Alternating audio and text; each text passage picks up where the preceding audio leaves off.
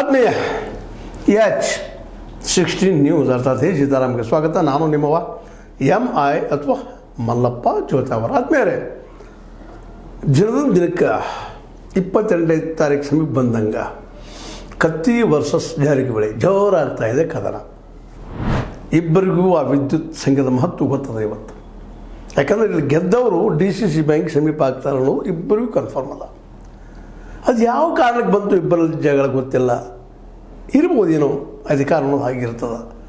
ಇವತ್ತು ಒಬ್ಬರ ಮೇಲೆ ಒಬ್ಬರು ಕತ್ತಿ ಮಸುವಷ್ಟರ ಮಟ್ಟಿಗೆ ಬಂದಿದ್ದಾರೆ. ಆಲ್ರೆಡಿ ಸತೀಶ್ ಅವರು ಅದಕ್ಕೊಂದು ಏನು ಶುರು ಮಾಡಿದಾರಪ್ಪ ಅಂದ್ರೆ ಒಂದು ಆರಂಭ ಮಾಡಿದರು. ಹಿರಾ ಶುಗರ್ ಕುರಿತಾಗಿ 600 ಕೋಟಿ ರೂಪಾಯಿ ಸಾಲ ಮಾಡಿದ್ದಾರೆ ಅನ್ನುವಂಥದ್ದು.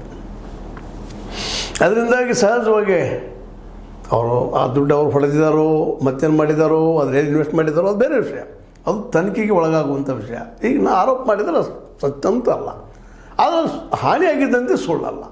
ಅವರು ಆರೋಪ ಸರಿಯಾದ ಜಾಗದಲ್ಲಿ ಸರಿಯಾಗಿ ನಿಂತು ಹೊಡೆದಿದ್ದಾರೆ, ಸರಿಯಾದ ವಿಷಯ ಮಾತಾಡಿದ್ದಾರೆ ಸತೀಶ್ ಅವರು. ಅದಕ್ಕೆ ಉತ್ತರ ಕೊಡಬೇಕಾಗಿತ್ತು, ಯಾಕೋ ಏನೋ ಡಿಲೇ ಆಯಿತು, ಆದರೆ ಈಗ ಉತ್ತರ ಬರಲಿಕ್ಕೆ ಶುರು ಆಗಿದ್ದವು. ಜೊತೆಗೆ ಘಟಪ್ರಭಾ ಶುಗರ್ ಫ್ಯಾಕ್ಟ್ರಿದಾಯಿತು, ನೆಪ್ಪಾಣಿಯ ಶುಗರ್ ಫ್ಯಾಕ್ಟ್ರಿ ಆಯಿತು, ಅದನ್ನು ಮಾತಾಡಿದ್ದಾರೆ. 1100 ಕೋಟಿಯಷ್ಟು ನಷ್ಟ ಆಗ್ಯದ ನೆಪ್ಪಾಣಿಯ ಶುಗರ್ ಫ್ಯಾಕ್ಟ್ರಿ. ಎಲ್ಲಿದ್ದಾರೆ, ಏನದು, ಇದನ್ನು ಯಾರು ಕೇಳೋರು, ಇವ್ರನ್ನ ಹೇಗಾಯಿತು ನಷ್ಟ ಅಂತ ಪ್ರಶ್ನೆ ಮಾಡ್ತಾ ಇದ್ದಾರೆ ನಿಖಿಲ್ ಕತ್ತಿ ಜೊತೆಗೆ ರಮೇಶ್ ಕತ್ತಿ ಅವರು.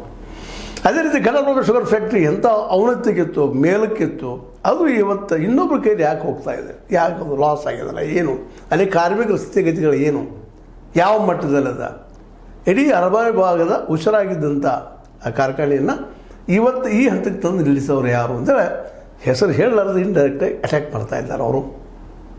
ಇಲ್ಲೊಂದು ಗಮನಿಸಬೇಕಾಗಿತ್ತು, ಈ ಎರಡೂ ಕುಟುಂಬಗಳು ತಮ್ಮ ಒಂದು ಹಿಡಿತವನ್ನು ಈ ಭಾಗದ ಎಲ್ಲ ಶುಗರ್ ಫ್ಯಾಕ್ಟ್ರಿಗಳನ್ನು ಹಿಡಿದಿದ್ದೇನು ಸುಳ್ಳೇನಲ್ಲ.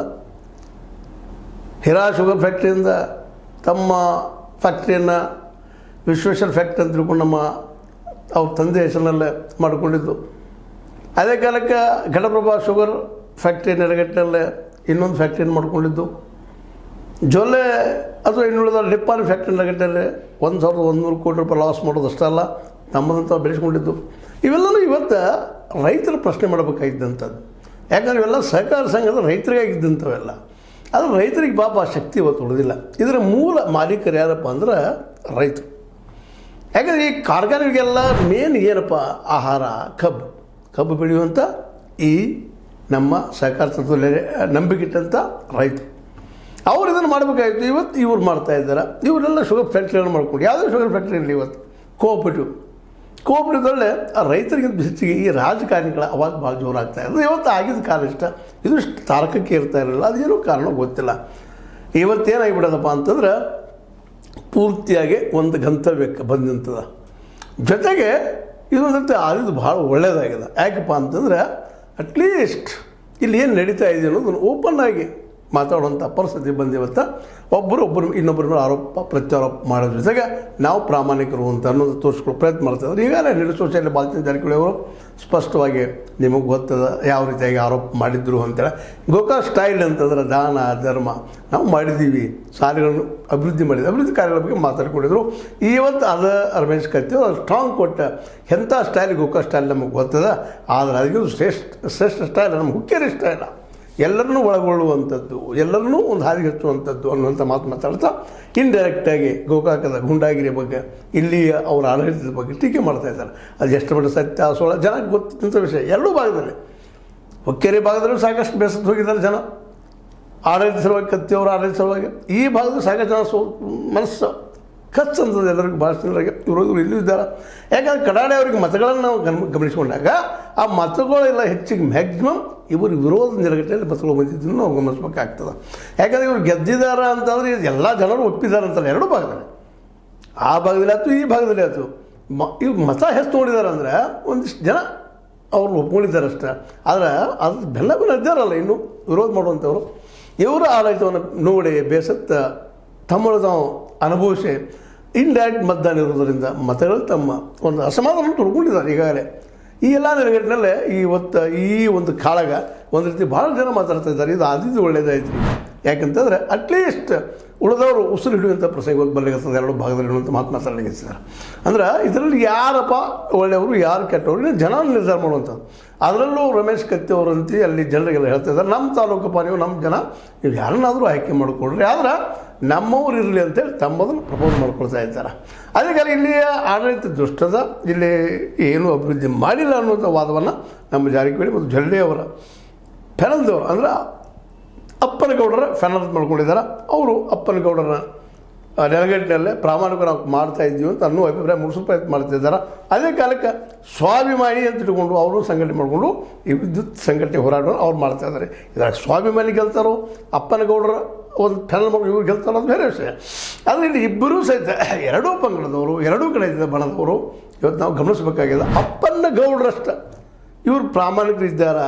ಅವರು ನಿಜವಾಗಿಯೂ ಆ ಸಂಸ್ಥೆಯನ್ನು ಹೀರಾ ಶುಗರ್ ಫ್ಯಾಕ್ಟ್ರಿ ಇರ್ಬೋದು, ಆ ಭಾಗದ ಸಂಘಟನೆಗಳಾಗಿರ್ಬೋದು, ಸಂಘ ಸಂಸ್ಥೆ ಕಟ್ಟಿದ್ದಾಗಿರ್ಬೋದು, ಅಪ್ಪನಗೌಡರಷ್ಟು ಪ್ರಾಮಾಣಿಕರು ಎರಡೂ ಕಡೆ ಇದ್ದಾರೆ ಅನ್ನೋದು ಇವತ್ತು ನಾವು ಮತದಾರರು ವಿಚಾರ ಮಾಡಬೇಕಾಗಿದೆ. ಅದಕ್ಕೆ ಮತದಾರರಾದರೂ ಸಹಿತ ಇವತ್ತು ಯಾರು ಅವರಿಗೆ ಹಿತವರು ಅನ್ನೋದನ್ನು ನಿಂತು ಯೋಚನೆ ಮಾಡುವಂಥದ್ದು.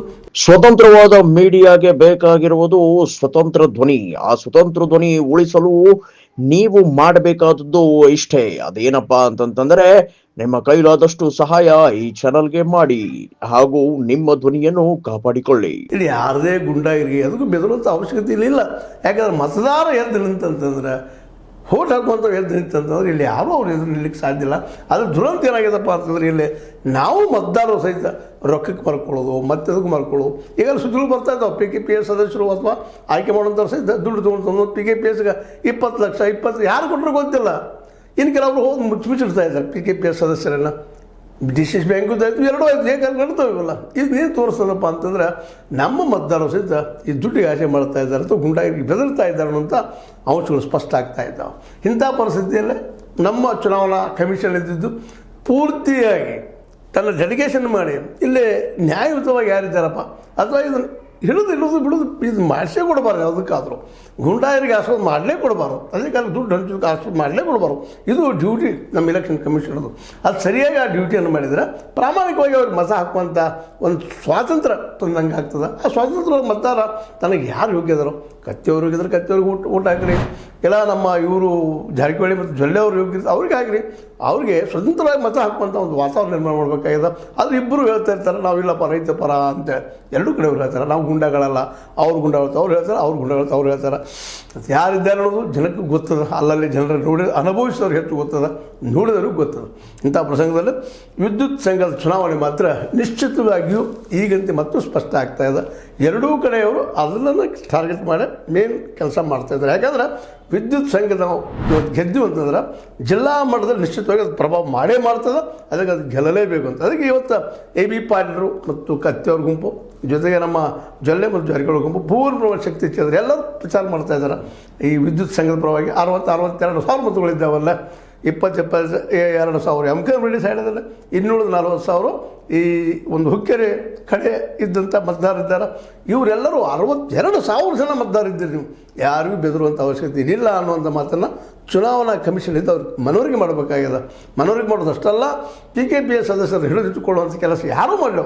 ಯಾರು ಜಾರಕಿಹೊಳಿ ಕಡೆಯವ್ರು ಮಾಡಲಿ, ಜೊಲ್ಲೆ ಕಡೆಯವ್ರು ಮಾಡಲಿ, ಕತ್ತಿಯವ್ರ ಕಡೆಯವ್ರು ಮಾಡಲಿ, ಯಾರು ಮಾಡಿದರೂ ಅವರನ್ನು ಸ್ವತಂತ್ರವಾಗಿ ಮತ ಹಾಕೋದಕ್ಕೆ ನಿಲ್ಲಿಸಿದರೆ ನಿಶ್ಚಿತವಾಗಿಯೂ DCC ಬ್ಯಾಂಕ್ ಮುಂದಿನ ದಿನದಲ್ಲೇ ಯಾರೋ ಒಬ್ಬರ ಕೈಯಲ್ಲಿ ಸಿಕ್ಕೊಂಡು ಅದು ಯಾರಿಗೂ ಸಾಲ ಕೊಟ್ಟು ದಿವಾಳಿ ಹೇಳುವಂಥ ಪ್ರಸಂಗ ಬರಬಾರ್ದು ಅನ್ನೋ ಸಹಿತ ಇಲ್ಲಿಯ ಜನರ ಅಭಿಪ್ರಾಯ ಆಗ್ಯದ. ಯಾಕಂದ್ರೆ ಈಗಾಗಲೇ ಧಾರವಾಡದ ನಮ್ಮದು DCC ಬ್ಯಾಂಕ್ ಆಗಿರ್ಬೋದು, ಬಾಗಲಕೋಟೆ DCC ಬ್ಯಾಂಕ್ ಆಗಿರ್ಬೋದು, ಇಂಥ ಜನರಿಗೆ ಕೊಟ್ಟು ಅಥವಾ ಒಂದು ಗುಂಡಾಗಿರಿ ಅಥವಾ ರಾಜಕೀಯ ಮಾಡೋದು ಜನರ ಕೈಯಲ್ಲಿ ಕೊಟ್ಟು ಅವ್ರು ದಿವಾಳಿ ಆಗಿದ್ದನ್ನು ನಾವು ನೋಡ್ತಾ ಇದ್ದೀವಿ. ಅದು ನಮ್ಮ ಬೆಳಗಾವಿ ಜಿಲ್ಲೆಗೆ ಬರಬಾರ್ದಾಗಿತ್ತು. ಅಂದರೆ ಬೆಳಗಾವಿ ಜಿಲ್ಲೆಯ ಮತದಾರರು ಆದರೂ PKPS ಸದಸ್ಯರು ಭಾಳ ಎಚ್ಚರಿಕೆಯಿಂದ ಮತದಾನ ಮಾಡಬೇಕಾಗಿದೆ. ಯಾರು ಒತ್ತಡಕ್ಕೂ ಮಣಿಯುವಂಥ ಅವಶ್ಯಕತೆ ಇಲ್ಲ. ಯಾಕಂದ್ರೆ ನಾನು ಈಗಾಗಲೇ ಈ ವಿಷಯದ ಬಗ್ಗೆ ಸಾಕಷ್ಟು ಚರ್ಚೆ ಮಾಡಿದ್ವಿ. ಆದರೆ ಇವತ್ತು ಒಬ್ರಿಗೊಬ್ರು ನಾವು ಪ್ರಾಮಾಣಿಕರಂತ ಹೇಳ್ಕೊಳ್ತಾ ಇದ್ದಾರೆ. ಈ ಪ್ರಾಮಾಣಿಕತೆಯನ್ನು ಉಳಿಸ್ಕೊಳ್ಳೋದು ನಿಜವಾಗಿಯೂ ಇನ್ನು ಆ ಒಂದು ಏನಪ್ಪ ಅಂದ್ರೆ ಕ್ರಿಯೆಯಲ್ಲಿ ಕಂಡು ಬಂದರೆ ಭಾಳ ಸಂತೋಷ ವಿಷಯ. ಆಲ್ರೆಡಿ ನಾನು ಇನ್ನೊಂದು ಮಾತನ್ನು ನಿಮಗೆ ಜ್ಞಾಪಿಸ್ತಾ ಇದ್ದಿದ್ದೀನಿ ಈಗಾಗಲೇ ಕತ್ತಿ ಬಣ ಆಗಿರ್ಬೋದು ಅಥವಾ ನಮ್ಮ ಜಾರಕಿಹೊಳಿ ಬಣ ಆಗಿರ್ಬೋದು, ಜೊಲ್ಲೆ ಬಣ ಆಗಿರ್ಬೋದು, ಎ ಬಿ ಪಾಟೀಲ್ ಬಣ ಆಗಿರ್ಬೋದು, ಮೊದಲಿನಕ್ಕಿಂತಲೂ ಇವತ್ತು ಇನ್ನಷ್ಟು ಹೆಚ್ಚು ಪ್ರಜಾಪ್ರಭುತ್ವ ನೆಲೆಗಟ್ಟಿನಲ್ಲೇ ಚಿಂತನೆ ಮಾಡ್ತಾ ಇದ್ದಾರೆ ಅನ್ನೋದು ಮಾತ್ರ ನಿಶ್ಚಿತವಾಗಿ ಹೇಳಬೇಕಾಗ್ಯದ. ಹಿಂದಿನ ಗುಂಡಾಗಿರಿಯ ರಾಜಕಾರಣ ಇವತ್ತು ಮಾಡಲಿಕ್ಕಿಲ್ಲ. ಅದನ್ನು ಬಿಟ್ಟುಕೊಂಡು ಜನರ ಹತ್ರ ಹೋಗಿ ಜನರ ಮನವೊಲಿಸಿ ತಾವು ಏನು ಮಾಡ್ತಾ ಇದ್ವಿ ಅದನ್ನು ಹೇಳ್ತಾ ಇದ್ದಾರೆ ಅಂತ ಅನ್ನಿಸ್ತಾ ಇದೆ. ಯಾಕಂದ್ರೆ ಇವತ್ತು ನಿಖಿಲ್ ನಮ್ಮ ಕತ್ತಿಯವ್ರನ್ನ ನೋಡೋದಾಗಿರ್ಬೋದು ಅಥವಾ ವಿನಾಯಕ ಗೌಡ ಪಾಟೀಲ್ ನೋಡೋದು ಆಗ್ತಾ ಇರ್ಬೋದು. ಹೊಸ ಜನರೇಷನ್ ಜನ ಬರ್ತಾ ಇದ್ದಾರೆ. ಇಲ್ಲೂ ಅದೇ ರೀತಿಯಾಗಿ ಬಾಲಚಂದ್ರ ಜಾರಕಿಹೊಳಿ ಅವರು ಹಿಂದಿನ ಒಂದು ರಭಸವನ್ನು ಬಿಟ್ಟುಕೊಂಡು ಅಥವಾ ನಮ್ಮ ಸತೀಶ್ ಅವರು ಕೂಡ ಅತ್ಯಂತ ಮೃದು ಧೋರಣೆಯಿಂದ ಇವತ್ತು ಜನರಿಗೆ ಮುಟ್ಕೊಂತ ಕೆಲಸ ಮಾಡೋದನ್ನು ನೋಡಿದಾಗ ಹಿಂದಿನ ಇತಿಹಾಸ ರಿಪೀಟ್ ಆಗಲಿಕ್ಕಿಲ್ಲ ಅನ್ನೋ ಭರವಸೆ ಜನರಲ್ಲೂ ಮೂಡ್ತಾ ಇದೆ ಅಂತ ಅನ್ನೋ ಮಾತನ್ನು ನಾವು ಇಲ್ಲಿ ನೆನಪಿಸಬೇಕಾಗ್ತದೆ. ಯಾಕಂದ್ರೆ ಒಂದೇ ದಿನದಲ್ಲಿ ಎಲ್ಲ ಬದಲಾವಣೆ ಆಗೋದಿಲ್ಲ, ಅದಕ್ಕೆ ಟೈಮ್ ತೊಗೊಳ್ತದೆ. ಜೊತೆಗೆ ಸರ್ಕಾರ ಅದ್ರ ಭಾಳ ಎಚ್ಚರಿಕೆಯಿಂದ ಅದಕ್ಕಿಂತ ಮುಖ್ಯವಾಗಿ ಚುನಾವಣಾ ಕಮಿಷನ್ ಅದ್ರ ಜವಾಬ್ದಾರಿ ಭಾಳ ಅದ. ಅದು ದಯವಿಟ್ಟು ಇಲ್ಲಿಯ ಎರಡೂ ಕಡೆ ಭಾಗ. ಯಾಕಂದ್ರೆ ಈ ಎರಡೂ ಕಡೆಗಳಲ್ಲಿ ಏನು ನಡೀತದೆ ಇಲ್ಲ ಅವ್ರಿಗೆಲ್ಲ ಗೊತ್ತಿರ್ತದೆ, ಇಲ್ಲ ಅಂತಲ್ಲ, ನಮ್ಮ ಪೊಲೀಸ್ ಡಿಪಾರ್ಟ್ಮೆಂಟ್ಗೆಲ್ಲ ಗೊತ್ತಿರ್ತದೆ. ಅವರು ಇದನ್ನು ಅತ್ಯಂತ ಏನಪ್ಪ ಸಂಯಮ ರೂಪದಿಂದ ಮತ್ತು ಇದು ಯಾವುದೇ ಗುಂಡಾಗರ್ದಿಗೆ ಒಳಗಾಗದ, ಇನ್ನೊಬ್ಬರ ಹಕ್ಕನ್ನು ಕಸಿದುಕೊಳ್ಳೋದು ಆಗಲಾರದ ಯೋಗ್ಯರ ಆಯ್ಕೆ ಆಗೋದಕ್ಕೆ ಅವಕಾಶ ಮಾಡಿಕೊಳ್ಳಿ ಅಂತ ಈ ಸಂದರ್ಭದಲ್ಲಿ ಜನರ ಪರವಾಗಿ ನಾವು ಇಲ್ಲಿ ನಿಮ್ಮ ಮುಂದೆ ಇಡ್ತಾ ಇದ್ವಿ. ದಯವಿಟ್ಟು ಈ ದಿಶೆಯಲ್ಲಿ ಒಳ್ಳೆಯ ಎಲೆಕ್ಷನ್ ಆಗಲಿ. ಮತ್ತು ಅದೇ ಕಾಲಕ್ಕೆ ನಮ್ಮ ಕತ್ತಿ ಬಣ ಮತ್ತು ನಮ್ಮ ಜಾರಕಿಹೊಳಿ ಬಣ ಒಂದು ಒಳ್ಳೆಯ ಚುನಾವಣೆಯನ್ನು ಮಾಡಿ ಜನಕ್ಕೆ ಒಂದು ಆದರ್ಶ ಕೊಡಲಿ, ಹಿಂದಿನ ಆರೋಪಗಳೆಲ್ಲ ಸುಳ್ಳು ಅನ್ನೋದು ಪ್ರೂವ್ ಮಾಡಲಿ ಅಂತ ಹೇಳ್ತಾ, ಇದು ನಿಮ್ಗೆ ಲೈಕ್ ಆಗಿರ್ಬೋದು, ಲೈಕ್ ಮಾಡಿ, ಶೇರ್ ಮಾಡಿ, ಕಾಮೆಂಟ್ ಮಾಡಿ, ಜೊತೆ ಸಬ್ಸ್ಕ್ರೈಬ್ ನಿಲ್ಲಿಸಬೇಡ್ರಿ. H16 ನ್ಯೂಸ್ ಅರ್ಥ ಸತ್ಯದ ಕೈಗನ್ನಡಿ. ವಂದನೆಗಳು.